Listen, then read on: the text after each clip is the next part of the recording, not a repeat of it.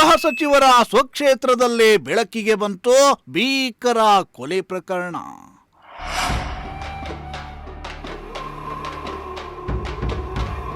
ಕೈ ಒಂದು ಕಡೆ, ಕರುಳೊಂದು ಕಡೆ, ಮುಂಡವೇ ಇನ್ನೊಂದು ಕಡೆ.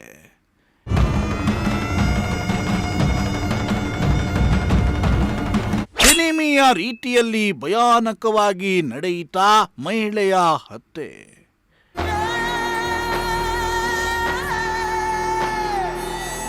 ಕೊಲೆಗೈದು ಕೋಳಿ ಕಸ ಎಸೆಯೋ ಹಾಗೆ ಎಸೆದು ಹೋದ ದುಷ್ಕರ್ಮಿಗಳು.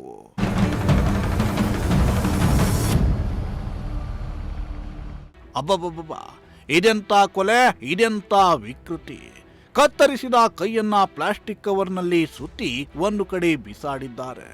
ಅದರಿಂದ ಕೇವಲ 1 ಕಿಲೋಮೀಟರ್ ದೂರದಲ್ಲಿಯೇ ಇನ್ನೊಂದು ಕೈ ಬಿದ್ದಿದೆ.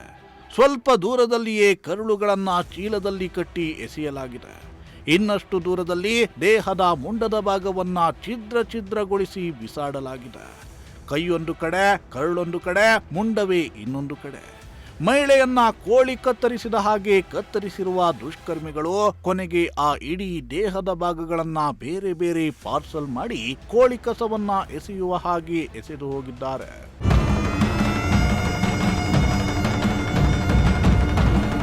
ಹೌದು, ಗೃಹ ಸಚಿವರ ಸ್ವಕ್ಷೇತ್ರ ಕೊರಟಗೆರೆ ತಾಲೂಕಿನಲ್ಲಿಯೇ ಇಂಥದ್ದೊಂದು ಭೀಕರ ಕೊಲೆ ಪ್ರಕರಣ ಬೆಳಕಿಗೆ ಬಂದಿದೆ. ಕೊರಟಗೆರೆ ತಾಲೂಕಿನ ಚಿಂಪುಗಾನಹಳ್ಳಿ ಗ್ರಾಮದಲ್ಲಿ ಈ ಭೀಕರ ಘಟನೆ ನಡೆದಿದ್ದು, ಮಹಿಳೆಯ ರುಂಡ ಮತ್ತು ಮುಂಡ ಬೇರ್ಪಡಿಸಿ ಕೊಲೆ ಮಾಡಿರುವ ಶಂಕೆ ವ್ಯಕ್ತವಾಗಿದೆ. ಮಹಿಳೆಯ ದೇಹದ ನಾನಾ ಭಾಗಗಳು ಹಲವು ಕಡೆ ಪತ್ತೆಯಾಗಿದ್ದು, ರುಂಡವೇ ನಾಪತ್ತೆಯಾಗಿದೆ.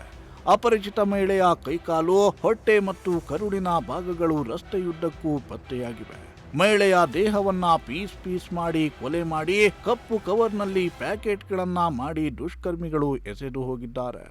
ಗರುಡಾಚಲ ನದಿಯಿಂದ ಲಿಂಗಾಪುರದವರೆಗೆ 3 ಕಿಲೋಮೀಟರ್ ವ್ಯಾಪ್ತಿಯಲ್ಲಿ 5 ಕಡೆ ದೇಹದ ಭಾಗಗಳು ಪತ್ತೆಯಾಗಿವೆ.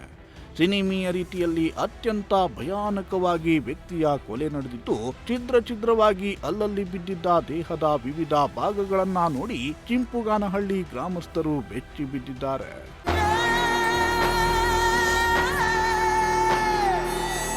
ಚಿಂಪುಗಾನಹಳ್ಳಿ ಹೊರವಲಯದ ಮುತ್ಯಾಲಮ್ಮ ದೇವಾಲಯದ ಬಳಿ ಕತ್ತರಿಸಿದ ಒಂದು ಕೈ ಪತ್ತೆಯಾಗಿದ್ರೆ, ಆ ಜಾಗದಿಂದ ಸುಮಾರು 1 ಕಿಲೋಮೀಟರ್ ದೂರದಲ್ಲಿ ರಸ್ತೆಯ ಬದಿಯಲ್ಲಿಯೇ ಮತ್ತೊಂದು ಕೈ ಪತ್ತೆಯಾಗಿದೆ.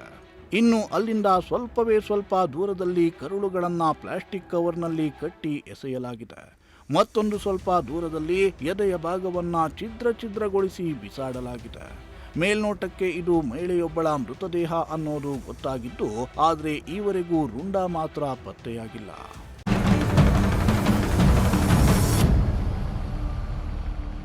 ಇನ್ನು ಘಟನಾ ಸ್ಥಳಕ್ಕೆ ತುಮಕೂರು ಎಸ್ಪಿ ಅಶೋಕ್ ವೆಂಕಟ್ ಕೂಡ ಭೇಟಿ ನೀಡಿ ಪರಿಶೀಲನೆಯನ್ನ ನಡೆಸಿದ್ದಾರೆ. ಕೊರಟಗೆರೆ ಪೊಲೀಸ್ ಠಾಣಾ ವ್ಯಾಪ್ತಿಯಲ್ಲಿ ಘಟನೆ ನಡೆದಿದ್ದು, ಕೊರಟಗೆರೆ ಪೊಲೀಸರು ಪ್ರಕರಣವನ್ನ ದಾಖಲಿಸಿಕೊಂಡು ಮೃತ ವ್ಯಕ್ತಿಯ ರುಂಡವನ್ನ ಪತ್ತೆ ಮಾಡಿ ಮೃತ ವ್ಯಕ್ತಿಯ ಗುರುತು ಪತ್ತೆ ಹಚ್ಚಲು ಕಸರತ್ತು ನಡೆಸುತ್ತಿದ್ದಾರೆ. ಜೊತೆಗೆ ಈ ಕೃತ್ಯ ಎಸಗಿದ ಆರೋಪಿಗಳಿಗಾಗಿಯೂ ಬಲೆ ಬೀಸಿದ್ದಾರೆ.